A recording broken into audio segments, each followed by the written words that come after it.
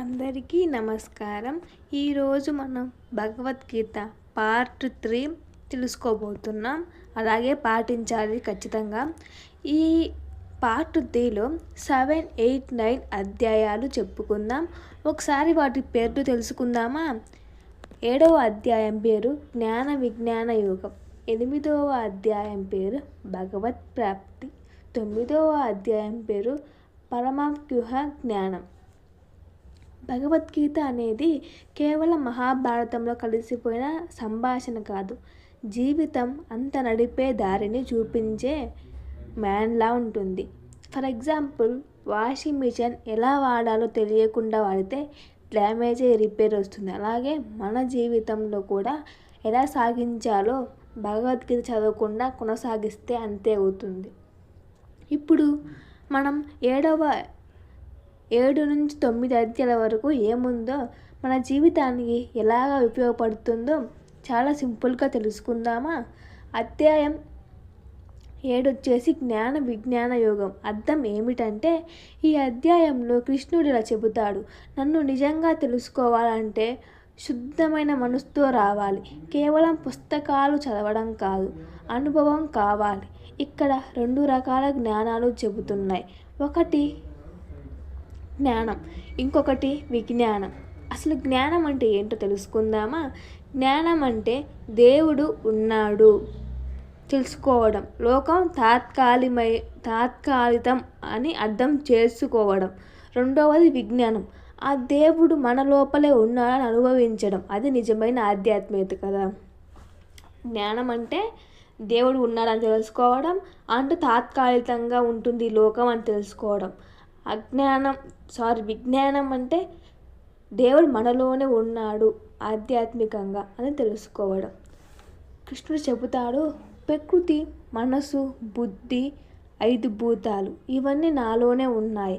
For example, మీ ఫోన్లో battery లేకపోతే ఎంత బాగున్నా పని చేయదు కదా. అలాగే ఈ లోకానికి జీవశక్తి దేవుడే. విశ్వం ఎంత పెద్దదైనా ఆసక్తి ఒకటే. అసలు దేవుణ్ణి ఎవరు చేరుతారో తెలుసుకుందామా? కృష్ణుడు 4 రకాల భక్తుల గురించి చెబుతాడు. 1, సమస్య వచ్చినప్పుడు దేవుని గుర్తు చేసుకునేవారు. 2, దానం విజయం కోసం ప్రార్థించేవారు. 3, జ్ఞానం కావాలనుకునేవారు. 4, దేవుడి పైన ప్రేమతో ఉండేవారు. ఇప్పుడు కాలంలో కూడా అంతే కదా. ఎవరైనా అనారోగ్యం వస్తే దేవుడు రక్షించు అంటాడు.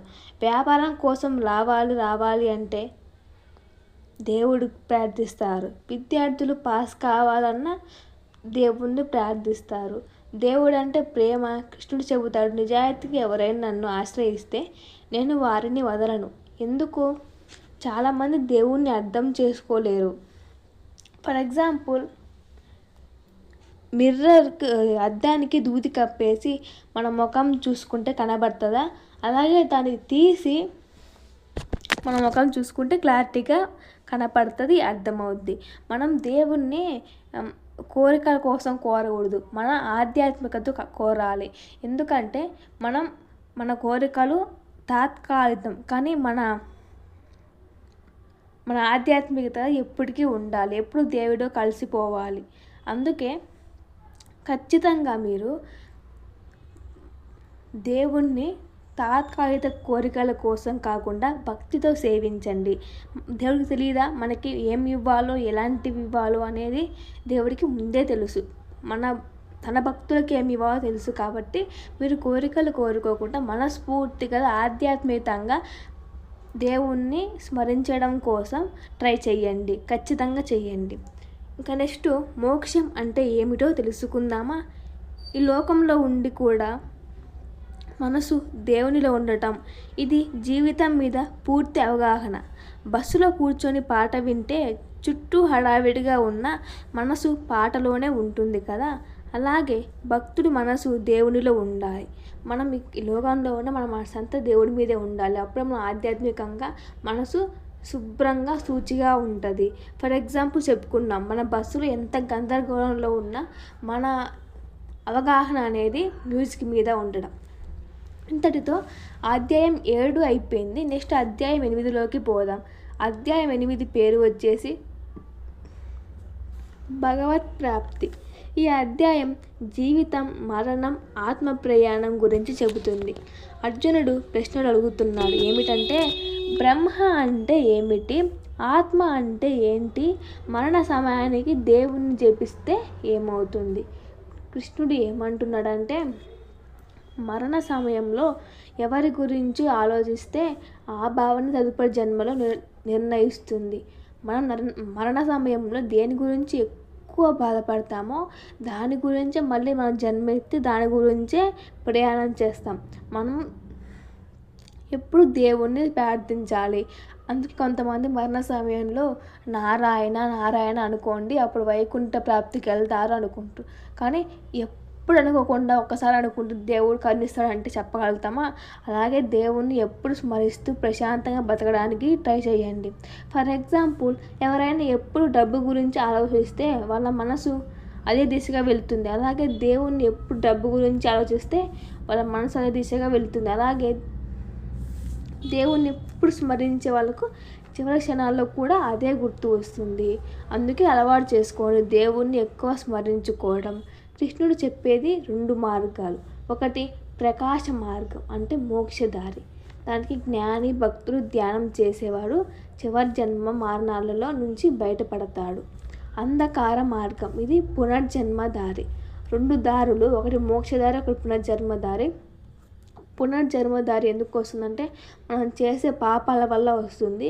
మోక్షదారి మనం ఎక్కువ దేవుణ్ణి భక్తితో, జ్ఞానితో సేవించడం వల్ల మనకు మోక్షదారి వస్తుంది.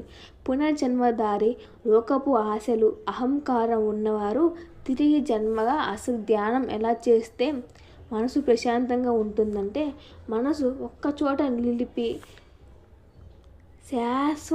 శ్వాసతో పాటు దేవుణ్ణి స్మరించాలి. ఆలోచనలు వచ్చినా శాంతంగా వదిలేయాలి. ఎలా అంటే నిద్ర లాంటిది. రాత్రి శరీరాన్ని రీసెట్ చేస్తే కానీ ధ్యానం మనసులో రీసెట్ అవుతుంది. మనం ధ్యానం ఎలా చేయాలంటే, దేవుడి మీద, మన శ్వాస మీద దృష్టి పెట్టి చేసినప్పుడే మనకు ప్రశాంతత కలుగుతుంది. ఒక్కసారిగా అది రాదు. మన మైండ్లో ఎన్నో ఆలోచనలు వస్తాయి. అవన్నీ నియంత్రించు ధ్యానం వైపు అడుగు వేయడానికి అలవాటు చేసుకోండి. అప్పుడే మీకు ప్రశాంతత కలుగుతుంది. నెక్స్ట్ చెప్పుకోపోయేది ఏంటంటే, దేవుని లోకం మన లోకానికి తేడా ఏంటో చూద్దాం. దేవుని లోకానికి మన లోకానికి తేడా చూద్దాం. మనుష్య లోకాలలో కాలం మారుతుంది, కానీ దేవుని లోకంలో శాశ్వతం. మనుషు లోకంలో అదే ఎప్పుడు కాలాలు మారుతుంది, కానీ దేవుని లోకంలో కాలాలు మారుతాయి. ఎప్పుడు భక్తితో స్మరిస్తూ ఎంతో ప్రశాంతంగా, చాలా ప్రశాంతంగా ఉంటారు. ఎప్పుడు హరినామస్మరణం, సంకీర్తనలు పాడుతూ. నెక్స్ట్, ఫర్ ఎగ్జాంపుల్, దీనికి కాలం అనేది దృష్టికోణం. దేవుని దృష్టి మన జీవితం ఒక క్షణం లాంటిది. మనం కామ, క్రోధ, మద, మాత్సర్యాలు ఉంటే ఎప్పుడు ఈ లోకంలో మరణం, జననం వస్తూనే ఉంటాయి. కానీ దేవుని లోకంలో జననం, మరణం ఉండదు, శాశ్వతంగా ఉంటుంది. కానీ మన జీవితంలో మనం అహంకారం, కామ, క్రోధాలతో బతుకుతే ఎప్పుడు జననం, మరణం ఉంటుంది. కానీ మనకు దేవుడి మీద పెట్టినప్పుడు మనకు శాశ్వత లోకం, ఎప్పుడు జననం, మరణం ఉండదు. కాబట్టి దేవుడిని స్మరించడానికి ట్రై చేయండి. ఎప్పటికైనా మనము ఎంత తప్పులు చేసినా, ఎన్ని పుణ్యాలు చేసినా మనం జననం, మరణం అవుతూనే ఉంటాయి. కానీ మనం లాస్ట్కు చేరుకోవాల్సింది దేవుణ్ణే. కాబట్టి అది మర్చిపోకుండా ఎప్పుడు దేవుణ్ణి స్మరిస్తూ ఉండండి.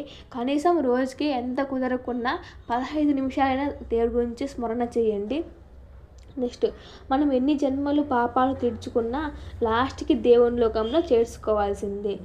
నెక్స్ట్ అధ్యాయం 9లోకి వెళ్దామా? అసలు 9వ అధ్యాయం పేరు ఏమిటంటే పరమగుహ్య ధ్యానము. ఇందులో కృష్ణుడు చెబుతాడు, ఇది అన్ని విద్యలో అగ్రస్థానం, కానీ చాలా సీక్రెట్గా కూడా. ఎందుకంటే ఇది అనుభవం చే జ్ఞానం. ఇది భక్తికి దేవుని స్పందన. దేవుడు అంటాడు, ఎవరైనా నన్ను ప్రేమతో పిలిస్తే నేను వారి వద్దకు వస్తాను. ఇక్కడ దేవుడు ప్రేమ భాష మాట్లాడుతున్నారు. పాపం చేసిన వారు కూడా ఎవరైతే నిజంగా పశ్చాత్తాపపడి దేవుణ్ణి ఆశ్రయిస్తారో వాళ్ళ జీవితం మారిపోతుంది. ఫర్ ఎగ్జాంపుల్, ఎండిపోయిన నేల మీద వర్షం పడితే అది మళ్ళీ పచ్చబడుతుంది కదా, అలాగే దేవుడి కరుణ మనసును పునర్జన్మనిపిస్తుంది. సులభమైన భక్తి మార్గం ఏమిటంటే దేవుడు చెబుతాడు, ఎవరైతే పుష్పం, పండు, నీళ్ళు, గింజలు ఏదైనా ప్రేమతో సమర్పిస్తే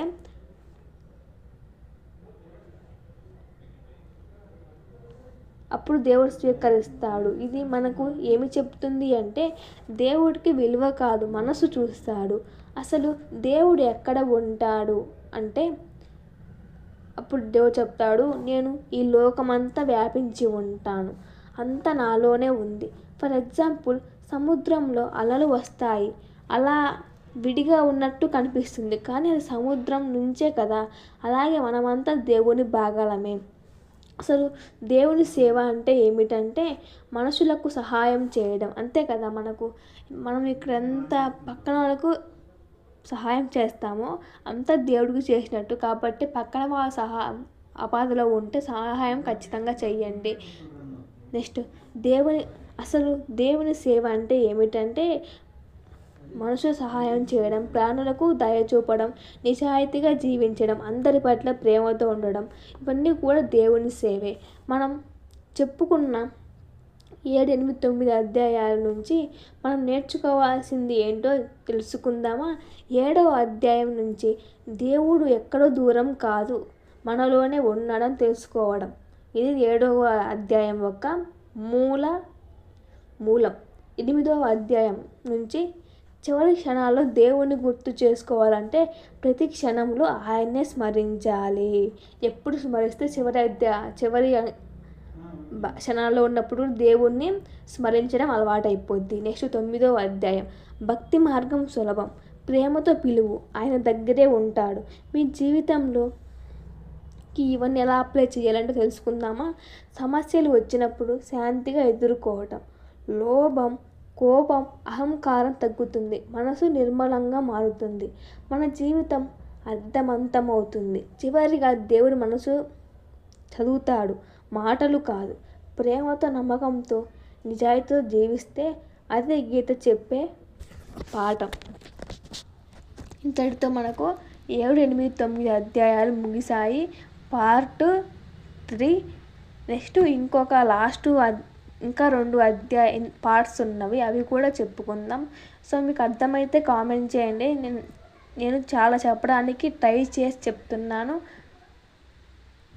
thank you for watching. Please share and subscribe and like.